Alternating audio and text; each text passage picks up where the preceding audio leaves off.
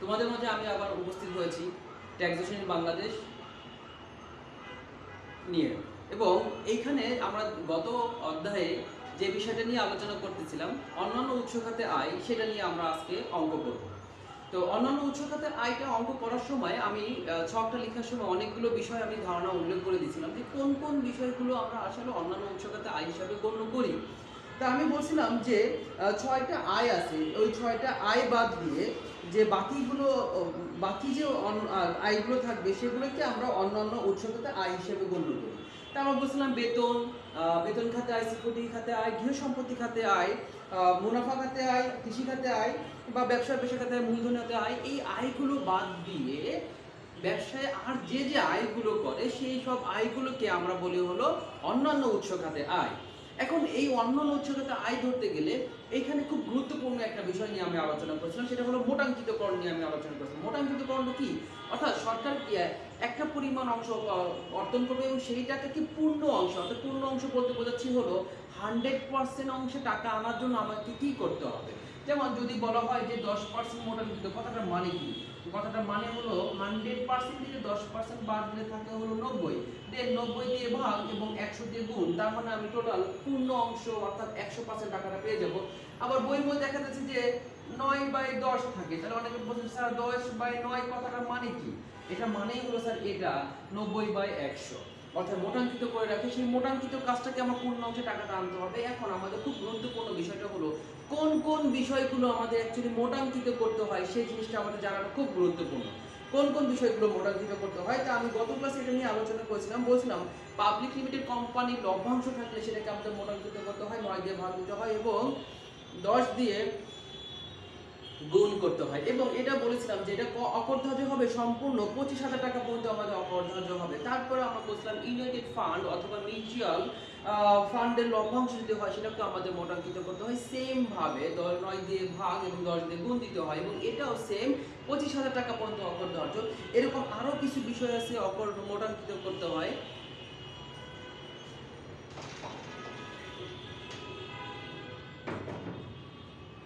এরকম আরো কিছু বিষয় আছে যে বিষয়গুলো আমাদের মোটাঙ্কিত করতে হয়, সেই বিষয়গুলো আমি একবার পড়ে দিই। যেমন প্রাইভেট কোম্পানি লভ্যাংশ, ই ব্যাংক স্থায়ী আমাদের সুদ, ব্যাংক সঞ্চিত ডাকঘর সঞ্চয়পত্রের সুদ, এই বিষয়গুলো আমাদের মোটাঙ্কিত করতে হয়। এবং আর একটা বিষয় আছে যে বলছিলাম সঞ্চয়পত্রের সুদ, সেটাও আমাদের মোটাঙ্কিত হয়।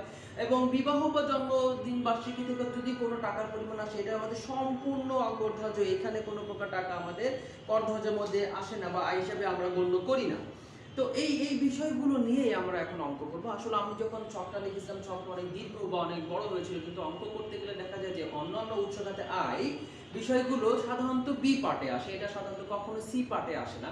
আবার আমি বলেছিলাম যখন একক ব্যক্তির কর নির্ণয় করা হয় অর্থাৎ পূর্ণাঙ্গ অঙ্কটা যখন করা হয় অর্থাৎ বেতন খাতে, গৃহ সম্পত্তি খাতে, সিকিউরিটি সুদ খাতে, কৃষি খাতে, এই ব্যবসা পেশা খাতে, এই বিষয়গুলো নিয়ে যখন একসাথে করা হয় সেটার মধ্যেও আমাদের অন্যান্য উৎস খাতটা দিয়ে দেয়। তো বিষয়টা একবার অঙ্কটা করে আসে। আমি অবশ্যই ইনশাল্লাহ সময় পেলে অন্যান্য একক ব্যক্তি কর নির্ণয় অঙ্কটা ইনশাল্লাহ আমি করে দিব। তো তোমরা অবশ্যই আমার সাথে ক্লাসগুলো করতে থাকবা, তাহলে আশা রাখি যে আমরা যদি এই অনলাইন ক্লাসগুলোই যদি ফলো করি তাহলে এই ক্লাসগুলোর মাধ্যমে আমরা ইনশাল্লাহ চ্যাপ্টারগুলো সম্পূর্ণ শিখে ফেলতে পারবো। অনেকে আমরা বিভিন্ন টিচারের কাছে পড়তে চাই, তখন পড়ানো লাগবে না, ইনশাল্লাহ এখান থেকে আমরা সম্পূর্ণ শিখে ফেলতে পারবো। কিন্তু শর্ত একটাই, ক্লাস নিয়মিত করতে হবে এবং বাসায় সে অনুযায়ী প্র্যাকটিস করতে হবে, তাহলেই স্যার অঙ্কগুলো তুমি শিখতে পারবা। এখন যেটা আমি আলোচনা করতে চাচ্ছিলাম সেটা হলো অন্যান্য উৎস খাতে আয়, সেই অঙ্কটা আমরা করব। তো অন্যান্য উৎস খাতে আমি আবার বলি যে অবশ্যই বিষয়গুলো সম্পর্কে আমাদের পূর্ণাঙ্গ ধারণা রাখতে হবে, কোন কোন জিনিসগুলোকে আমাদের মোটাঙ্কিত করতে হবে এবং কোন কোন জিনিসগুলো আমাদের অকরধার্য থাকবে। তো দুইটা জিনিস আছে অকরধার্য, একটা হলো পাবলিক লিমিটেড কোম্পানি লভ্যাংশ, একটা মিউচুয়াল ফান্ড অথবা যেটাকে আমরা বলি ইউনাইটেড ফান্ড লভ্যাংশ, সেটা আমাদের কি করতে হবে, সেটা আমাদের লভ্যাংশ অকরধার্য ধরতে হবে 25,000 টাকা পর্যন্ত। যাই হোক, বরাবর মতো আমি অঙ্কগুলো যেভাবে করে আসছি, প্রথমে আমি একটা অঙ্ক লিখব, দেন সেই অঙ্কটা ইনশাল্লাহ আমি সমাধান করব। তো চলো শুরু করি। আমরা প্রথমে অঙ্কটা সম্পর্কে লিখি। তো আমরা অঙ্কটা এখান থেকে ইনশাল্লাহ লিখতে পারবো।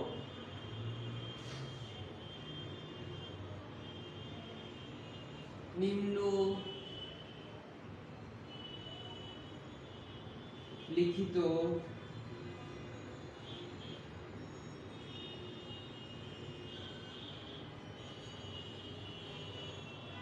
তথ্যাবলী হতে জনাব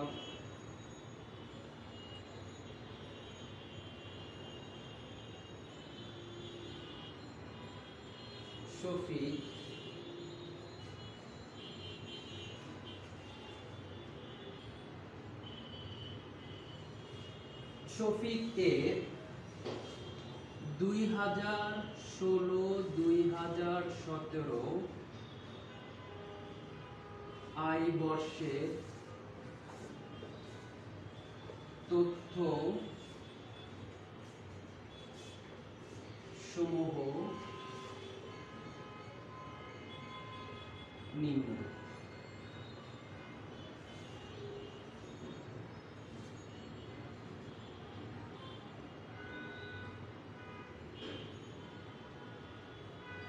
পাবলিক লিমিটেড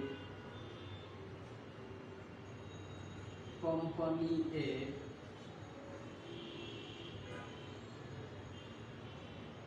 লভ্যাংশ হতে আয় 60,000 টাকা।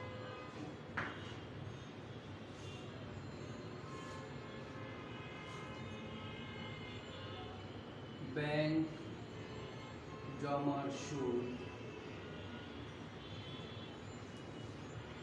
36,000 টাকা।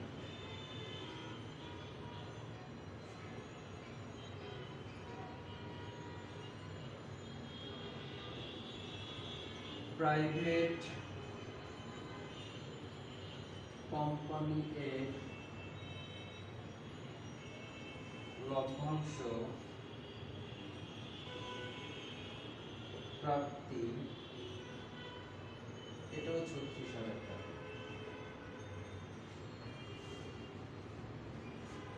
ডাকঘর সঞ্চয় হিসাবে সুদ, ডাকঘর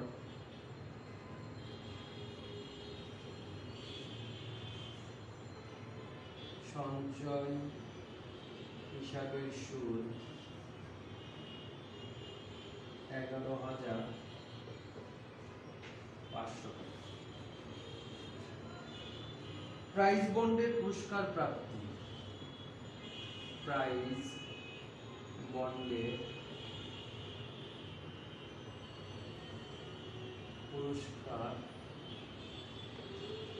প্রাপ্তি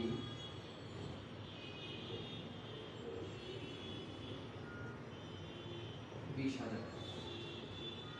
দেন জন্মদিনের উপহার, জন্মদিনের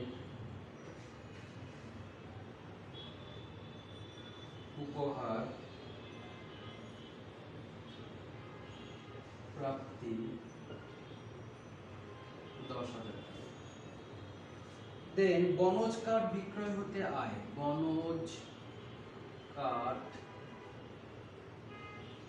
বিক্রয় হতে আয় টাকার পরিমাণ 80,000 টাকা। দেন আছে ইসলামী ব্যাংকের মুনাফা, ইসলামী ব্যাংকের মুনাফা 13,500 টাকা। অন্যান্য উৎস খাতে আয় নির্ণয় করো। এই অঙ্কটা আমরা সমাধান করব প্রথমে। তো আমরা যেটা বলছিলাম যে এই অঙ্কের মধ্যে খুব গুরুত্বপূর্ণ বিষয়টা হলো কোন কোন জিনিসগুলোকে আমরা মোটাঙ্কিত ধরবো এবং কোন কোন জিনিসগুলোকে আমরা মোটাঙ্কিত ধরবো না, সেই জিনিসটা বোঝাটা খুব গুরুত্বপূর্ণ।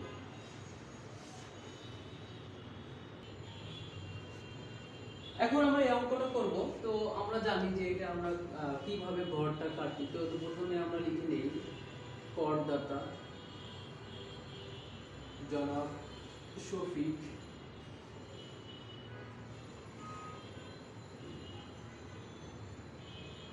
আয় বর্ষ কর বর্ষ। অন্যান্য উৎস খাতে মোট আয় নির্ণয়। আয় বর্ষ আমাদের বলা হয়েছিল 2016-17, তাহলে 2016 এবং 17। আমরা জানি যে বছর আয় হয় তার পরের বছর আমাদের কর ধরতে হবে, তাহলে 17-18 হবে হলো কর বর্ষ।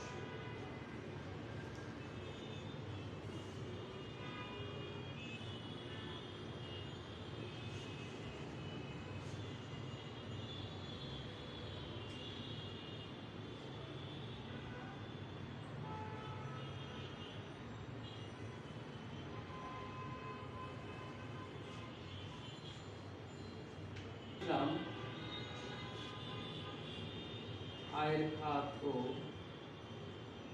বিবরণ। প্রথমে আমাদের আছে পাবলিক লিমিটেড কোম্পানির লভ্যাংশ। তো আমরা লিখে ফেলি পাবলিক লিমিটেড কোম্পানি এর লভ্যাংশ। তো আমি বলেছিলাম যে পাবলিক লিমিটেড কোম্পানির লভ্যাংশ যে টাকাটা থাকবে সেটাকে অবশ্যই মোটাঙ্কিত করতে হবে 9 দিয়ে ভাগ 10 দিয়ে গুণ দিয়ে যে টাকাটা আসবে সেটা আমাদের লিখতে হবে। তো এটা টাকার পরিমাণ হচ্ছে 66,667 এবং এইখান থেকে আমাদের অপর ধার্য হবে সর্বোচ্চ কত টাকা বলেছিলাম, 25,000 টাকা আমাদের অপর ধার্য হবে। দেন আমরা 25,000 টাকা লেস করব, তাহলে টাকার পরিমাণ আসে হলো 41,667। দেন দ্বিতীয় নাম্বার আমাদের আছে হলো ব্যাংক জমার সুদ। ব্যাংক জমার সুদ, এটার টাকার পরিমাণটা আছে হলো 36,000 টাকা এবং এটাও আমাদের মনে রাখতে হবে, মোটাঙ্কিত করতে হবে যদি জমার সুদ থাকে 9 দিয়ে ভাগ 10 দিয়ে গুণ। তো এটা টাকার পরিমাণ আসে হলো 40,000 টাকা এবং এটার কোনো পরিমাণ অপরিহার্য নাই। দেন পরবর্তী পর্যায়ে আছে প্রাইভেট কোম্পানি এর লভ্যাংশ। তো আমরা লিখে ফেলি প্রাইভেট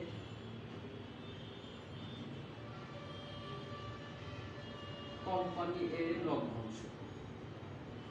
প্রাইভেট কোম্পানির লভ্যাংশ ছিল হলো 36,000 টাকা এবং এটাও আমাদের মোটাঙ্কিত করতে হবে। তো মোটাঙ্কিত করার নিয়মটা তো আমরা শিখে ফেলছি, 9 দিয়ে ভাগ 10 দিয়ে গুণ, এটাও আমাদের আসবে হলো সেম টাকা 40,000 টাকা। দেন 4 নাম্বার আমাদের আছে ডাকঘর সঞ্চয় হিসেবে সুদ, সেটাও আমাদের মোটাঙ্কিত করতে হবে। ডাকঘর সঞ্চয় হিসাবে সুদ, এটা টাকার পরিমাণটা দেওয়া ছিল হলো 11,500, এটাকে 9 দিয়ে ভাগ 10 দিয়ে গুণ। তো এটা টাকার পরিমাণ করলে আসে হলো 12,778 টাকা। দেন পরবর্তী পর্যায়ে আমরা লিখবো হলো আমাদের দেয়া আছে প্রাইজ বন্ড পুরস্কার প্রাপ্তি। প্রাইজ বন্ডের প্রাইজ বন্ড লটারি এগুলো ধারা 82 ধারা সি ধারা অনুসারে করা হয়। এগুলো নিয়ে অবশ্যই পরবর্তী ক্লাসগুলোতে অনেক আলোচনা করা হবে, এই জন্য আমি এগুলো করতে যাচ্ছি না এখন। প্রাইজ বন্ডের পুরস্কার প্রাপ্তি,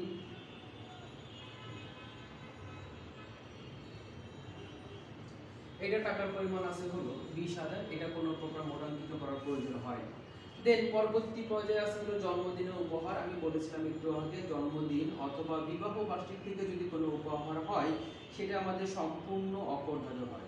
তাহলে জন্মদিনের উপহারের টাকার পরিমাণ আমাদের ছিল হলো 10,000 টাকা, এটাকে আমরা কখনোই আয় হিসাবে গণ্য করতে পারবো না। এই জন্য আমরা এখানে যে টাকাটা পাবো এটা আমাদের সম্পূর্ণ অংশটুকু অপরিহার্য হয়ে যাবে, অর্থাৎ যে পরিমাণ টাকা থাকবে সেটাই আমাদের লেস করবে। দেন পরবর্তী পর্যায়ে আমাদের আছে হলো 7 নাম্বার বনজ কার্ড বিক্রয় হতে আয়। এখানে কোনো প্রকার মোটাঙ্কিত করার প্রয়োজন নাই, তাহলে আমরা লিখলাম বনজ কার্ড বিক্রয় হতে আয়, এটা টাকার পরিমাণ হলো 80,000 টাকা। দেন পরবর্তী পর্যায়ে 8 নাম্বার আমাদের আছে হলো ইসলামী ব্যাংকের মুনাফা। এটাও আমাদের মোটাঙ্কিত করতে হয়, এটা আমাদের মনে রাখতে হবে ইসলামী ব্যাংকের মুনাফা। এটার টাকার পরিমাণ হলো 13,500 এবং মোটাঙ্কিত করলে আসে হলো টোটাল 15,000।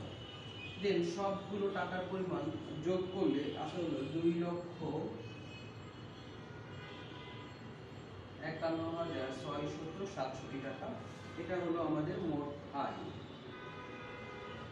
তো অঙ্কটা আমরা কি করলাম, অঙ্কটা আমরা একটু খেয়াল করি যে এইখানে কোন কোন বিষয়গুলো আমাদের অ্যাকচুয়ালি মোটাঙ্কিত করতে হয়, সেটা আমরা যখনই অঙ্কটা ধরবো, অঙ্কটা ধরার সঙ্গে সঙ্গে সেই জিনিসগুলোকে আমরা আলাদা করে ফেলবো। যেমন পাবলিক লিমিটেড কোম্পানি মোটাঙ্কিত করতে হয় এবং এটা মনে রাখতে হবে সর্বোচ্চ 25,000 টাকা পর্যন্ত অপরিহার্য হয়। আর একটা ছিল মিউচুয়াল ফান্ডে, সেটাও আমাদের 25,000 টাকা পর্যন্ত অপরিহার্য হয়। দেন মোটাঙ্কিত করতে হয় ব্যাংক জমা সুদ, প্রাইভেট কোম্পানি লভ্যাংশ, ডাকঘর সঞ্চয় হিসেবে সুদ, এগুলো সবই আমাদের মোটাঙ্কিত করতে হয়। দেন আছে হলো ইসলামী ব্যাংকের মুনাফা, এগুলো আমাদের সব ইসলামে মোটাঙ্কিত করতে হয়। খুবই গুরুত্বপূর্ণ বিষয়, এগুলো মনে রাখতে হবে এবং এটা একটা বোর্ডেরই অঙ্ক। তোমরা যদি বোর্ডগুলো খুঁজে দেখো, দেখো এই অঙ্কটা বোর্ডে আসছে আর বি পার্টে আসছে, আমি অঙ্কটা করে দিলাম যাতে আমরা সহজে বুঝতে পারি। তো সেম ভাবে আমরা এরকম আরেকটা অঙ্ক করব, যে অঙ্কটা দ্বারা আমি আশা করি যে পুরোপুরি ভাবে আমরা অন্যান্য উৎস খাতে আয় সম্পর্কে ধারণা নিয়ে ফেলতে পারবো, অন্যান্য উৎস খাতে আমরা ধারণা দিতে পারবো। তো আমরা একটা অঙ্ক করে ফেললাম এবং এটা নিয়ে অন্যান্য উৎস খাতে আয় আমরা ছোট্ট আরেকটা অঙ্ক করব। আমি এখানে একটু আরেকটা অঙ্ক লিখে নিই, এখানে নামটা চেক করে দিই। জনাব শফিক বাদ দিয়ে জনাব সাকিব লিখি। সাকিবের 2016 আয় বছরের তথ্যসমূহ নিম্নরূপ। ছোট একটা অঙ্ক লিখবো যাতে আমরা অনেক দ্রুত অঙ্কটা করে ফেলতে পারি। আইসিবি ইউনাইটেড ফান্ড থেকে লভ্যাংশ প্রাপ্তি আমরা লিখি। আইসিবি ইউনিট ফান্ড হতে লভ্যাংশ প্রাপ্তি 31,500 টাকা।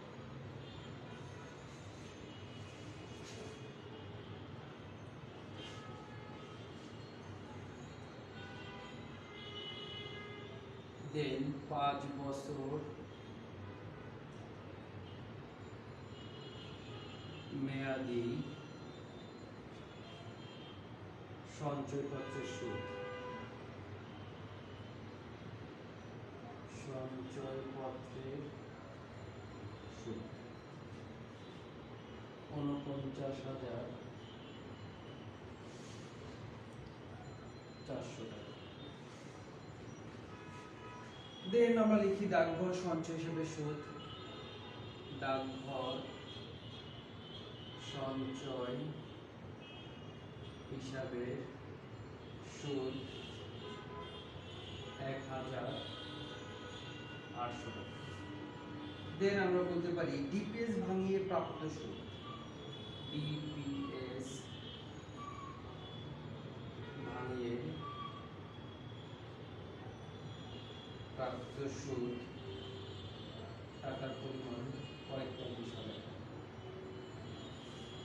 দেন রয়্যালটি প্রাপ্তি, রয়্যালটি প্রাপ্তি 9,000 টাকা। দেন আমরা লিখতে পারি প্রাইজ বন্ডের পুরস্কার প্রাপ্তি, প্রাইজ বন্ডের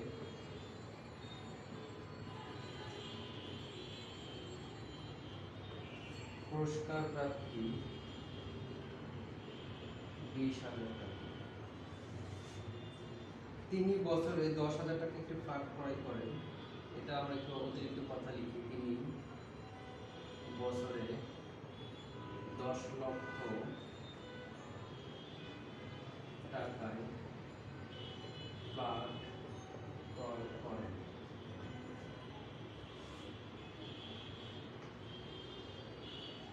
বর্তমানে ফ্ল্যাটের বাজার মূল্য 15 লক্ষ টাকা। তো এটার আমরা অন্যান্য উৎস থেকে আয় নির্ণয় করব। তো আমরা খেয়াল করি একটা কথা আমরা লিখতে ভুলে গেছিলাম, অন্যান্য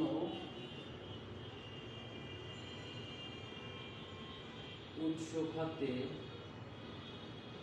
আয় ধারা 33। তো ধারাটা লেখার পর আমার লিখতে হবে গত অঙ্ক হয়তো বলে লিখতে ভুলে গেছিলাম, অবশ্যই এটা আমাদের লিখে নিতে হবে। অন্যান্য উচ্চতা হয় ধারা হলো 33। তো প্রথমে আমরা লিখে নেই, প্রথমে আমাদের কি দেয়া আছে, প্রথমে আমাদের দেয়া আছে আইসিডি ইউনিট ফান্ড হতে লভ্যাংশ প্রাপ্তি। তা আমরা বলছিলাম মিউচুয়াল ফান্ড অথবা আইসিডি ফান্ড বা যে কোনো ফান্ড যদি বলা হয়, ইউনিট ফান্ড বলা হয়, সেখান থেকে লভ্যাংশ প্রাপ্তি হলে সেটাও আমাদের অবশ্যই আমাদের কত টাকা পর্যন্ত অপরিহার্য হবে, সেটাও আমাদের 25,000 টাকা পর্যন্ত অপরিহার্য। তাহলে আইসিবি ইউনিট ফান্ডের লভ্যাংশ প্রাপ্তি টাকার পরিমাণ দেওয়া আছে হলো 31,500 এবং এটা আমাদের অবশ্যই মোটাঙ্কিত করতে হবে 9 দিয়ে ভাগ 10 দিয়ে গুণ। টাকার পরিমাণ আসে টোটাল 35,000 টাকা এবং আমরা জানি এইখান থেকে অপরিহার্য হবে সর্বোচ্চ 25,000 টাকা পর্যন্ত। দেন অপরিহার্য 25,000 টাকা বাদ দিয়ে টাকা আসবে হলো 10,000। দেন পরবর্তী পর্যায়ে আছে 5 বছর মেয়াদী সঞ্চয়পত্র সুদ। আমরা জানি সঞ্চয়পত্রের সুদের উপরে মোটাঙ্কিত করতে হয়। তাহলে সঞ্চয়পত্রের সুদ দেয়া আছে হলো 49,400, 9 দিয়ে ভাগ এবং 10 দিয়ে গুণ।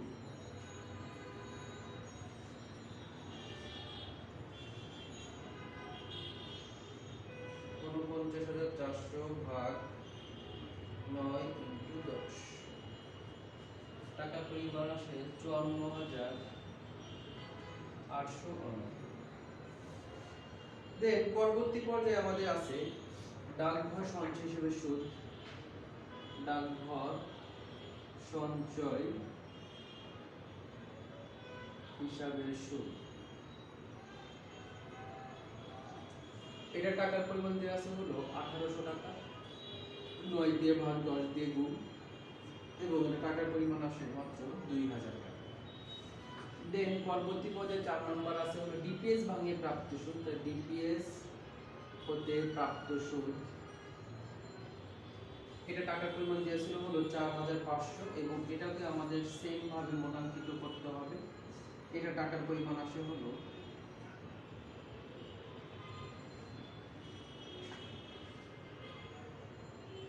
ডিপিএস ভাঙে টাকার পরিমাণ ছিল হলো 45,000 টাকা, তা এটা ভাঙে টাকার পরিমাণ আসে হলো 50,000 টাকা। দেন পরবর্তী পর্যায়ে আমাদের আছে রয়্যালটি হতে প্রাপ্ত। রয়্যালটি হতে প্রাপ্তি, এটা টাকার পরিমাণ হলো দেয়া আছে 9,000 টাকা। দেন 6 নাম্বার আছে প্রাইজ বন্ড পুরস্কার হতে প্রাপ্তি। তাহলে আমরা লিখে নিই প্রাইজ বন্ড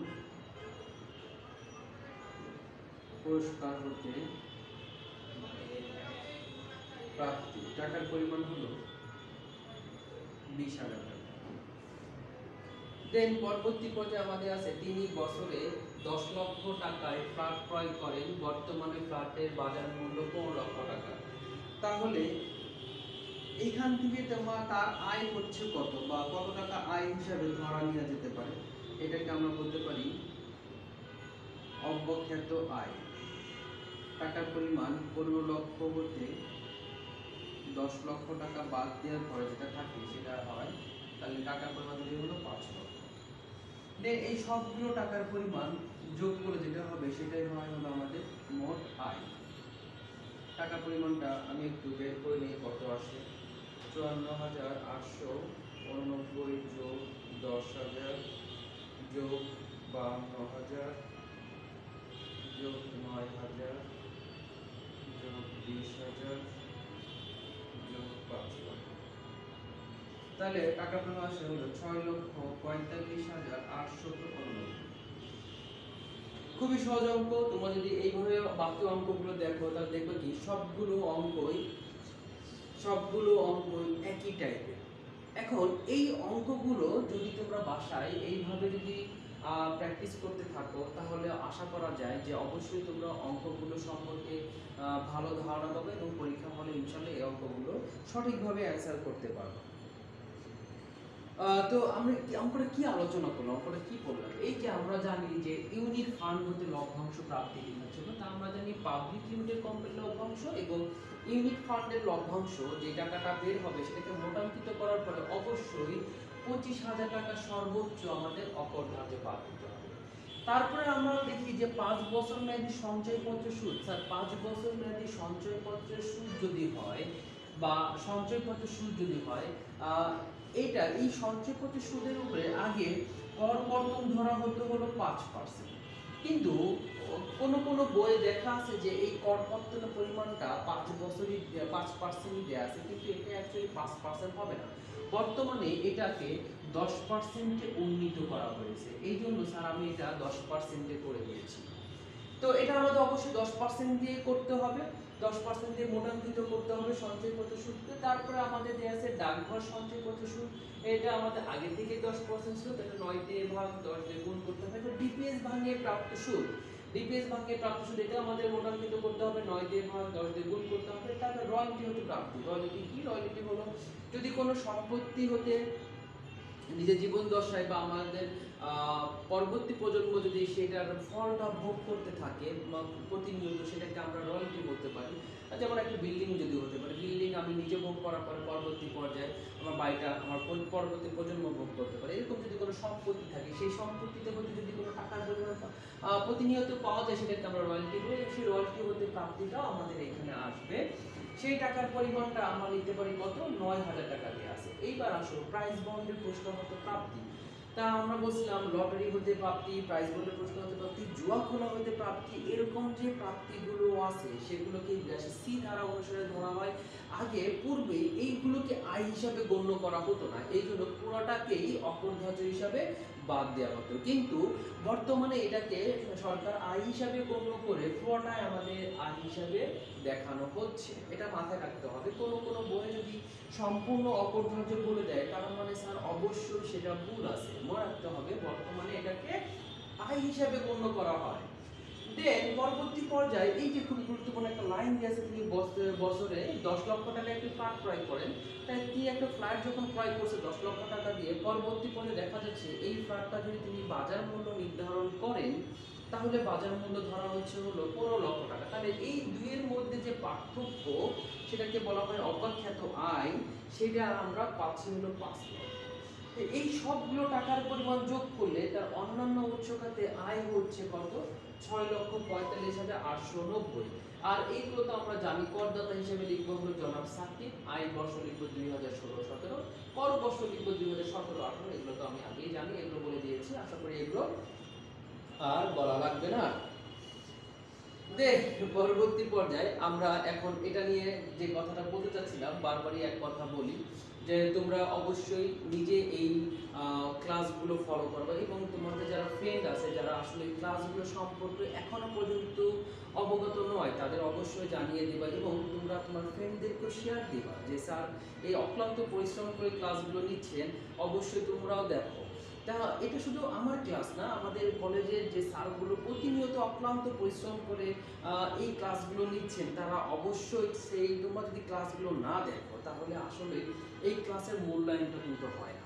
তো এই মূল্যায়নটা আমরা কিভাবে পাবো? আমরা আসলে মূল্যায়নটা পাবো তোমাদের এই ফলোগুলোর মাধ্যমে মূল্যায়ন পাবো। এবং তোমরা অনেক সময় দেখা যাচ্ছে জাস্ট ফলো করেছিল, তোমরা লাইকও দেন, অবশ্যই তোমরা লাইক দিবা এবং বেশি বেশি শেয়ার করবা।